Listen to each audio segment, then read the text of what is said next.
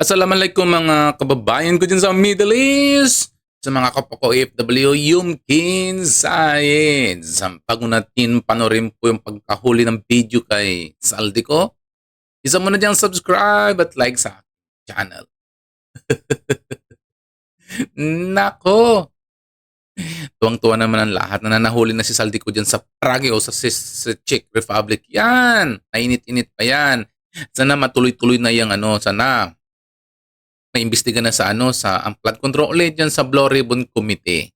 Diba? Yun lang ang hinahanap ng tao. Kasi nga, minsan nagsasalita sila na, dapat pauwi na si Saldico. Dapat para mag-witness siya sa nangyayari. Kasi nga, si Ambaluslos at kung sino pa diyang mga hinayupak dyan, ay panay deny ang kanilang sinasabi na wala daw katotohanan sinasabi nila. Ngayon, nahuli na si Saldico, sana idalhin na kagad, ipauwing kagad ng maaga dito sa Pilipinas para maimbestigahan. Kasi ngayon ang pinag-uusapan tungkol lagi sa impeachment trial ay ito yung yung flood control.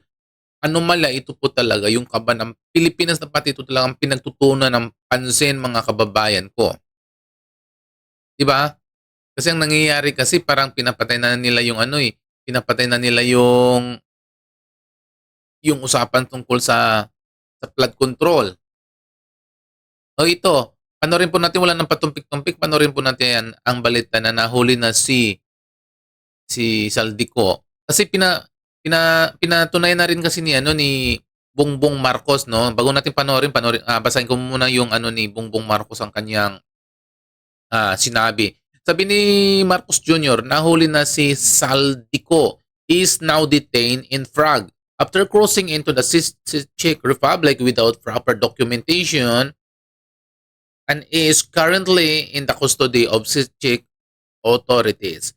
We are in close coordination with the Czech government to ensure that all legal processes are followed and to arrange for his return to the Philippines at the soonest possible time. President Bongbong Marcos. So ibig sabihin, hindi na to joke-joke, hindi na to AI. Ito ay totoo na talaga na nanahuli na. Ito, sinabi na rin to sa mga mainstream media at sa ibang mga sa mga social media. Marami na nagsasalita na nahuli. Ito na yung balita. Panoorin po natin. Gabi, nahuli na po si dating Congressman Zaldico sa siyudad ng Prague sa Czech Republic sa Central Europe. Pinipirma po yan mismo ni Pangulong Bongbong Marcos sa isang social media post ngayong gabi. Ayon sa Pangulo, tinangka ni Con na pumasok sa Czech Republic nang walang kaukulang dokumento. Dahil po dito, inaresto siya ng mga otoridad sa Prague, ang kabisera ng Czech Republic. Nakikipag-ugnayan ng Pilipinas sa Czech government para mapauwi siya ng bansa. Dawit siko sa korupsyon sa bilyon-bilyong pisong flood control projects. Siya po ang dating chairman ng House Committee on Appropriations na bumabalangkas ng pambansang budget. Dati na niyang tinanggi ang mga alegasyon. Pero sa kanyang serye ng mga Facebook videos noong nakaraang Nobyembre, dinawit naman ni Ko sa flood control controversy ang Pangulo Marcos at si dating Speaker Martin Romualdez.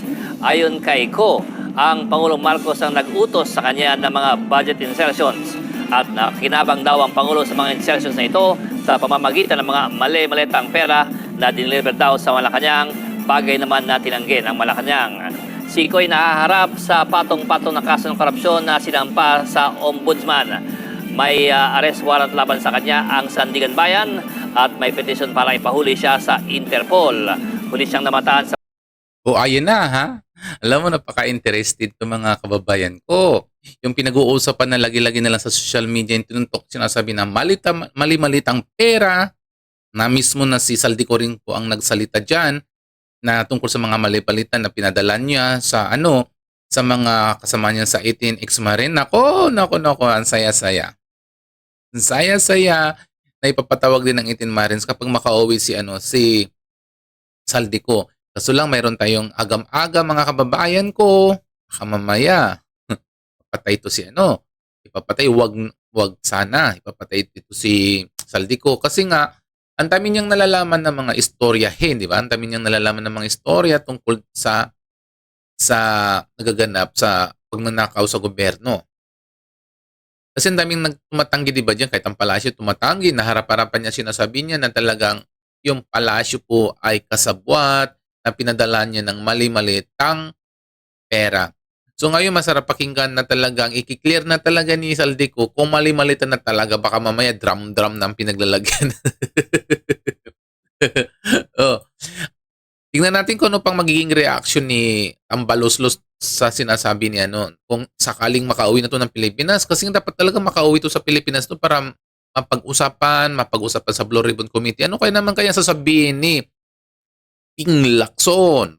Ipapatawag niya ba ulit si ano? Ipapatawag niya ulit. Ipapatawag na ba si Saldico? Kasi nga kung makikita niyo kakampi talaga ni ano, kakampi talaga ni Ping Lacson si Romualdez pati yung Palacio kasi nga halos ayaw niya ngang ipatawag ngayong 18 ex-Marines, di ba? Ayaw niyang ipatawag ang 18 ex-Marines na 18 na yan eh. Pero kapag nagsasalita si ano si Ping Lacson, sasabihin niya at talk to the Marines. Pero ngayon yung nagreklamo na yung mga ano, ng mga 18 Marines, hindi niya pinatawag. Kasi nga hindi kasi nila kakampi. Eh ngayon dumating na talaga ang inaasahan ng tao na siyempre hindi naman basta-basta po yan iaano mga kababayan ko. Alam naman na natin dito sa abroad, hindi pwedeng basta-basta ang pinapauwi kapag ang isang tao na deport. Mag-aantay pa yan ng mga isang linggo o 2 weeks. Depende po sa government yan kung ilang araw niya papatagalin. Minsan naabotan pa yan ng isang buwan yan.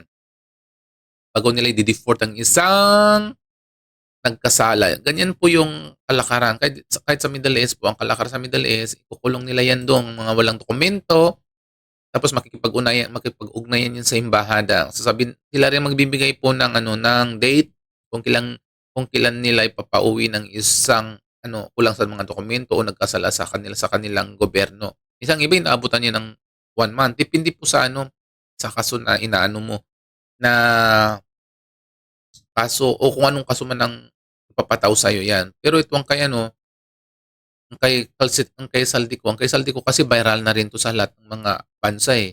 Alam na rin ngayon ang taga-Frag na o taga-Czech Republic na mayroon na siya ay inahunting.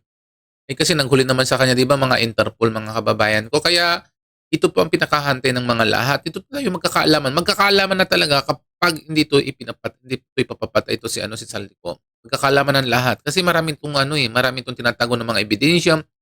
Siya po ang may alam ng lahat kasi bawat galaw kasi ng mga sinasabi ng mga witness diyan dati sa Blue Ribbon Committee, ang binabanggit si Saldico. Ayun, magkakaalaman na yung mga taong nagpapanggap diyan na walang alam. Yan, baka marami pang may si Saldico sa kanyang mga nalalaman. Sana pag-uwi niya dito buhay pa rin siya eh.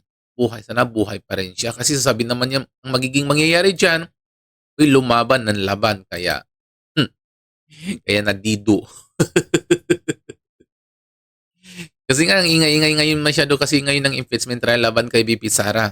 Natatabunan na lahat-lahat yung mali-malit ang mga pera, pati ang flood control anomaly. Wala na, di ba, hindi na pinag-uusapan sa Blue Ribbon Committee. Wala na, lagyan na lang sa impeachment trial ni VP Sara na, which is naman now, napakaliit na issue. Parang pinagtitripan lang, parang political motivity lang ginagawa kay VP Sara. Kasi nga, di ba, tatakbo siya sa 2028 presidential election. Eh ngayon, siyempre, hanggang maaga pa, kailangan nang sirayan ang kanyang pagkatao. Kaso lang, hindi na yung mangyayari yan. Ngayon, balik tayo kay Saldico. Sana mapauwi na siya sa madaling panahon. Kasi nga, magkakaalaman na talaga kung sino talaga nagsasalita ng totoo, kung si Tambaloslos ba, o ang Palacio, na wala silang kinalaman sa nangyayari na nakawan sa Pilipinas. Kaban-kaban yan, ilang trillion halos lahat ang nila eh. Ang bingwit nila dito sa gobyerno, kaya ngayon naghihirap ang Pilipinas dahil sa krisis nangyayari sa sa krudo at gasolina. Wala nang pirang mailabas eh kasi nga binulsa na nilang lahat. Kaya ang labanan ngayon mali-malit na, di ba, mga kababayan ko? So sa mga kapwa ko OFW dyan na hindi pa dyan nakasubscribe sa akin, para yan lang nagpapasaya sa akin eh. Subscribe naman kayo dyan. So sa ngayon, masalam and bye-bye muna.